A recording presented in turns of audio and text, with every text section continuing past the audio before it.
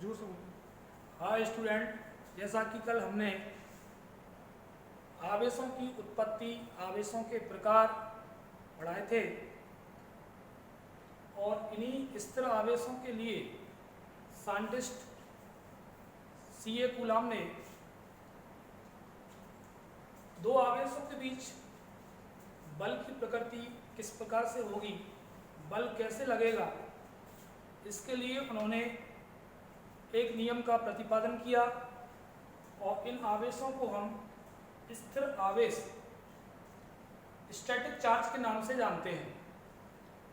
तो उन्होंने बताया कि दो आवेश यदि स्थिर आवेश है, जो लेकर बिंदु आवेश, और बिंदु आवेश का मतलब होता है कि ऐसे चार्ज जिनका साइज, इनका आकार दोनों आवेशों के बीच की दूरी की जो तुलना में निगलेबल होता है, नगण्य होता है, यानी बहुत अल्प हो, तो ऐसे आवेशों को बिंदु आवेश बोला जाता है।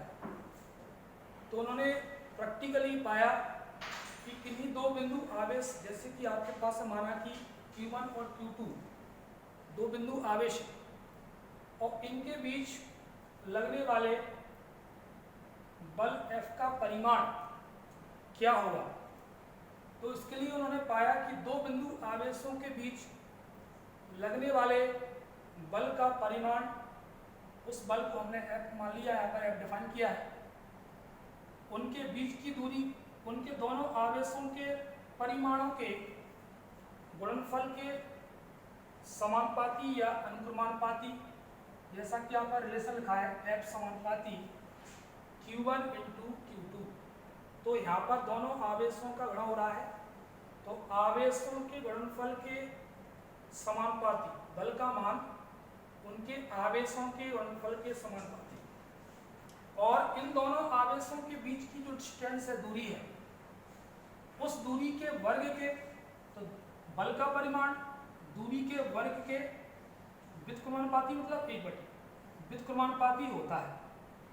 तो इस स्टेटमेंट को हम एक संयुक्त रूप में कंबाइंड फॉर्म बोल सकते हैं कि किन्हीं दो बिंदु आवेशों या स्थिर आवेशों के बीच लगने वाला बल मतलब F है, तो दो बिंदु आवेशों के बीच लगने वाले बल का मान उनके आवेशों के गुणनफल के समानुपाती और उनके बीच की दूरी के वर्ग के व्युत्क्रमानुपाती होता है। इसे कूलाम का व्युत्क्रम वर्ग का नियम कहते हैं। इन दोनों समीकरणों को मिलाया जाएगा, तो मिलाने पर आएगा F समानुपाती Q1 into Q2 upon R²। आपको पता है जैसे हम कोई समानुपाती साइन को हटाते हैं तो उसकी जगह पर कोई कांस्टेंट को फाइंड किया जाता है। तो यहाँ पर एक नियतांक K आ गया हटाने पर समानुपाती को, तो F equal to K into Q1 Q2 upon R²। यहाँ पर SI पद्धति में जो K है, इस K की वैल्यू 1/4 एप्सिलॉन 0 या नॉट एप्सिलॉन इसको बोला जाता है। K इक्वल टू 1/4 एप्सिलॉन 0 या नॉट एप्सिलॉन होता है। अब यहाँ पर जो एप्सिलॉन 0 है या नॉट एप्सिलॉन है, इसको क्या बोलते हैं? इसे वायु या निर्वात की विद्युतशीलता कहते हैं। बहुत सी जगह वायु निर्वात की विद्युतशीलता है, केवल इतना लिखा है, और इसमें पूरी साल कंफ्यूजन होती है कि ये वाकई में है क्या। तो इस एप्सिलॉन 0 का मतलब होता है जिस प्रकार से एक कोई पाइप में एलियम में जैसे पानी की जो स्पीड है, तो उस पानी की जो रफ्तार है, तो उसको मापना। इसी प्रकार से इलेक्ट्रिक चार्ज से जो इलेक्ट्रिक लाइन ऑफ फोर्सेस या बल रेखाएं पास हो रही है, तो उन बल रेखाओं की जो स्पीड है, जो चाल है, या उसकी चालन है बल रेखाओं की, उस चालन की माप को हम विद्युतशीलता एप्सिलॉन 0 बोलते हैं।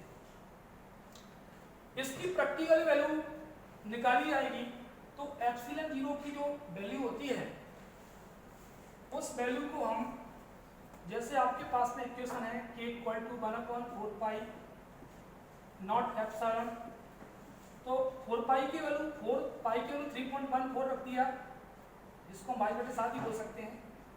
और इससे अपन सॉल्व करेंगे तो इसकी जो पूरी वैल्यू आएगी उस वैल्यू को हम 8.854 गुणा 10 की घात -12 ये इसकी वैल्यू हो जाएगी। और इसकी वैल्यू इसके अनुसार क्या आएगी, कूलम स्क्वायर प्रति न्यूटन इंटू मीटर स्क्वायर इसकी वैल्यू हो जाएगी। ये अपने आप में एक बोर्ड एग्जाम में ओटी आती है कि वायु अनुवाद की विद्युतशीलता का एसआई मात्रक क्या होगा, एसआई मात्रक इस पर ओटी बनती है। इस समीकरण से इसको निकालें ऐसे, तो जैसे इसको अपन इधर ले आए एप्सिलॉन जीरो को एफ को उसके अपन में ले आए तो epsilon zero equal to 1/4 Q1 Q2 upon F R square, इस एफ को अपन इसके अपन में ले गए तो इसके अनुसार 1/4 तो कांस्टेंट नियतांक है इसका, इट इज डायमेंशनलेस क्वांटिटी, विमाही राशि, इसका कोई मात्रक नहीं होगा। और Q1 Q2 यहाँ पर चार्जेज हैं, आवेश हैं, और आवेशों के लिए जो इकाई होती है वो कूलम होती है। तो Q1 के लिए कूलम, दूसरे Q2 के लिए कूलम, F बल के लिए न्यूटन और डिस्टेंस R के लिए मीटर, इसका लगा दिया, इसलिए क्या बन गई coulomb square upon newton into metre square. तो ये इसकी वैल्यू बन जाती है। इस पर डायमेंशनल फॉर्मूला है, विभव सूत्र पर भी ओटी आती है। तो कूलम के लिए विभव सूत्र क्या होता है 80, इसका लगा दो।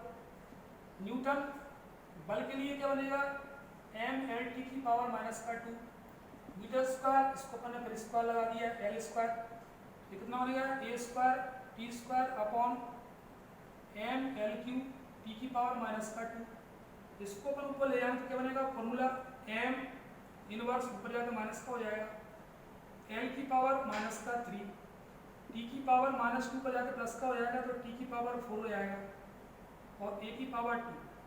तो ये आपका एप्सिलॉन जीरो या विद्युतशीलता का विमीय सूत्र हो गया। ये बोर्ड में कई बार ओटी पूछी गई है, ये ओटी है और इसका यूनिट है वो भी ओटी है। अब हम इस वैल्यू पर भी हम पुट करें, इस वैल्यू को हम रखें समीकरण नंबर 1 में, तो आपका समीकरण बन जाएगा F = 1/4 epsilon zero into Q1 Q2 upon R square. चूंकि अपन इस वैल्यू को एसआई पद्धति में लिया है और ये बल के इक्वल है, इसलिए फोर्स के लिए अपन इसके यूनिट को न्यूटन लिखेंगे। इसी प्रकार से यदि कोई माध्यम हो, ये तो वायु अनुवाद के लिए लिया है, यदि कोई माध्यम है आपके पास में तो विद्युतशीलता को हम एप्सिलॉन लिखेंगे, इसको हम बोलते हैं किसी माध्यम की निरपेक्ष विद्युतशीलता बोलेंगे इसको। तो इसका इक्वेशन क्या बन जाएगा F = 1/4 एप्सिलॉन जीरो नहीं आएगा तो माध्यम के लिए अपने अलग मान लिया into Q1 Q2 upon R square. इसको हम थर्ड इक्वेशन दे सकते हैं। और यहाँ पर जो K होता है K = epsilon upon epsilon zero होता है, जिसको डाई इलेक्ट्रिक कांस्टेंट या माध्यम का परावर्तन बोलते हैं। वो क्या होता है किसी माध्यम की निरपेक्ष विद्युतशीलता मतलब एप्सिलॉन और वायु निर्वात की विद्युतशीलता मतलब एप्सिलॉन जीरो, दोनों का जो अनुपात होता है उस अनुपात को हम उस माध्यम का परावैद्युतांक कहते हैं। इसका मान अलग अलग पदार्थों के लिए अलग अलग होता है। जैसे धातुओं के लिए इसका मान अनंत होता है, वायु अनुवात के लिए इसका मान 1 होता है, जल के लिए इसका मान 80 होता है। तो वो उस पदार्थ की प्रकृति पर डिपेंड करेगा। इसको अपन और डिटेल में भी आगे परावर्तन के टॉपिक अलग से लेंगे, उस पर दिखाएंगे। अब एसआई पद्धति में K की वैल्यू 1/4 एप्सिलॉन जीरो होती थी, तो सीजीएस में क्या होगी, तो सीजीएस में इसकी वैल्यू होगी K = 1। तो इक्वेशन क्या बनेगा F = 1, जी हट जाएगा आपका, तो Q1 Q2 upon R square हो जाएगा। चूंकि यह सीजीएस पद्धति में लिया इसका मात्रक बल का डायन हो जाएगा।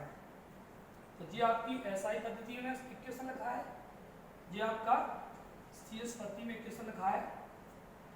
और इस पूरी वैल्यू को और सॉल्व किया जाए, जैसे आपका एप्सिलॉन जीरो की वैल्यू निकल के आ गई 8.854 इंटू 10⁻⁻12। इस वैल्यू को पुट करेंगे तो तो आपकी जो वैल्यू आएगी इस इक्वेशन के अनुसार, तो वो आएगी 9 बड़ा 10 की घात 9। तो इसका नया फॉर्मेट हो जाएगा कि F इक्वल टू 9 बड़ा 10 की घात 9 Q1 Q2 upon R square. SI पद्धति में एल के लिए और सीजीएस पे तो हट ही जाता है, उसकी वैल्यू 1 होती है तो उसको हटा देंगे तो डायल में रहेगा। इसके बाद इसमें साथ पूछते हैं कि कूलॉम का विसंगरण का नियम लिखिए और इसके आधार पर एकांक आवेश यूनिट चार्ज को परिभाषित की डिफाइन कीजिए। तो एकांक आवेश को हम कैसे परिभाषित करेंगे? जैसे आपके पास क्या लिखा है, मान लो फिफ्थ लिखा है, 5 समीकरण लिखा है, F बराबर 9 बड़ा 10 की घात 9 Q1 Q2 upon R square. यदि हम यहाँ पर Q1 बराबर Q2 बराबर Q मान लें, यानी कि आवेश कैसे, आवेश समान मान लें, एक से मान लें, और R को यहाँ पर 1 मीटर मान लिया जाए। मान लो ये दूरी आपकी 1 मीटर की है और चार्ज कैसे है, सेम है, समान है, ठीक है। R बराबर 1 मीटर, Q1 बराबर Q, Q2 बराबर Q, आवेश समान हो गए। और लगने वाले बल के मान को अपन 9 बड़ा 10 की घात 9 न्यूटन मान लें। और इन मानों को हम मान लो इस समीकरण नंबर 2 में रखें, तो सॉल्व करने पर क्या मिलेगा आपको? सॉल्व करने पर मिलेगा आपको 9 बड़ा 10 की घात 9, और इसकी वैल्यू तो 9 से 9 होती है, इंटू क्यू क्यू, तो क्यू स्क्वायर अपॉन 1 का स्क्वायर बन ही आएगा, यानी कुल मिलाकर के क्यू स्क्वायर इक्वल टू 1। अतः आपको मिलेगा Q equal two plus minus 1। तो यहाँ पर जो आपका यूनिट चार्ज है, इसी को हम कूलम बोलते हैं। तो यूनिट चार्ज या कूलम क्या होगा? एकांक आवेश। तो देखो परिमाण कैसे हैं, उनके मान कैसे आवेशों के समान है। दूरी कैसी है, 1 मीटर मतलब एकांक है। लगने वाला बल कैसा है, 9 बड़ा 10 की घात 9 न्यूटन का है। मैं बताया था यदि आवेश समान होते हैं तो वो बल की प्रकृति कैसी होती है, समान होने पर प्रतिकर्षण की होती है, कल बताया था मैंने। तो डिफाइन कैसे करेंगे एकांक आवेश को? यदि समान परिमाण के, तो परिमाण कैसे हैं, समान है। दो सजाती आवेश, सजाती मतलब समान आवेश, बाह्य अनुपात में एक दूसरे से 1 मीटर की दूरी पर रखे हों और उनके बीच लगने वाले बल का मान 9 बड़ा 10 की घात 9 न्यूटन, यानी लगने वाले बल का परिमाण 9 बड़ा 10 की घात 9 न्यूटन के बल से प्रतिकर्षित करें। क्योंकि बल आवेश समान है तो बल की प्रकृति कैसी होगी, प्रतिकरण की होगी, प्रतिकर्षित करते हैं। तो प्रत्येक आवेश, क्योंकि इसमें 2 आवेश है, एक नेगेटिव चार्ज है एक पॉजिटिव चार्ज है, तो एक नेगेटिव एक पॉजिटिव, तो लगने वाले बल को हम क्या बोलते हैं, एकांक आवेश कहते हैं, और इसी को हम कूलम बोलते हैं। तो बल का ऐसा ही मात्रा कूलम होगा यहाँ पर। अब बल का आवेश का ऐसा ही मात्रा कूलम होगा, और आवेश का सीजीएस मात्रा क्या होगा, सीजीएस मात्रा को हम स्थित कूलम बोलते हैं, स्थित कूलम। और इनका रिलेशन होता है एसआई सीजीएस पद्धति में, आवेशों में संबंध या रिलेशन होता है, यानी एक कूलम ये भी ओटी बहुत आती है लिंदा बैलेंस वगैरह में, ये एसआई मात्रा के बराबर 3 गुणा 10 की घात 9 स्थित कूलम, ये आपका सीजीएस मात्रक है बल का, ये एसआई मात्रक है। तो ऐसे आ सकता है कि बल के आवेश के एसआई और सीजीएस मात्रा में क्या रिलेशन होता है, या लिंदा बैलेंस में एक कूलम बराबर, मान लो यहाँ पर खाली स्थान आ गया, बराबर स्थित कूलम, तो डाटा भी आंकड़ा भी आ सकता है, या इसको दे तो पीछे यूनिट पूछ ले। तो यहाँ पर सीजीएस जो मात्रक होता है चार्ज का, वो स्थित कूलम होता है।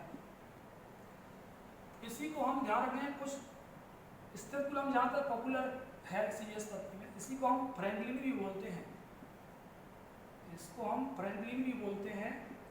सीजीएस मात्रक या स्थित कूलम मात्रक को ही हम फ्रैंकलिन बोलते हैं। तो ये आवेशों के लिए एकांक आवेश को डिफाइन किया गया। ऐसे ही आपके सीजीएस पद्धति में भी एकांक आवेश की डेफिनेशन बन जाएगी। उसके लिए सिंपल सा है, F इक्वल कितना था, Q1 Q2 upon R square था, तो उसमें कि हट गया था, डायन था।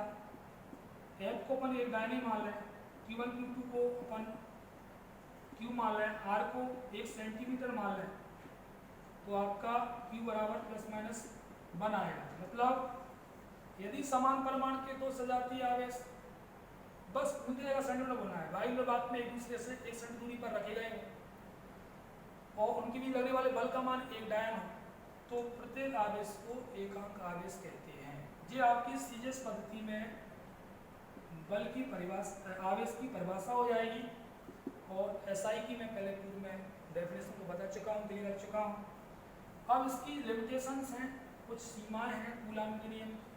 वो सीमाएं क्या होगी, यह जो बल है कूलाम का, जो बल है कूलाम का नियम है, वो केवल स्थिर आवेशों के लिए सत्य है और यह बिंदु आवेशों के लिए सत्य है, और यह बहुत अधिक परिमाण और बहुत कम परिमाण के लिए लागू नहीं होता, क्योंकि दूरी को नगण्य मान लिया जाएगा तो नाभिकीय बल की प्रधानता से नाभिकीय बल का मान बढ़ने से यह बल की वैल्यू खत्म हो जाती है।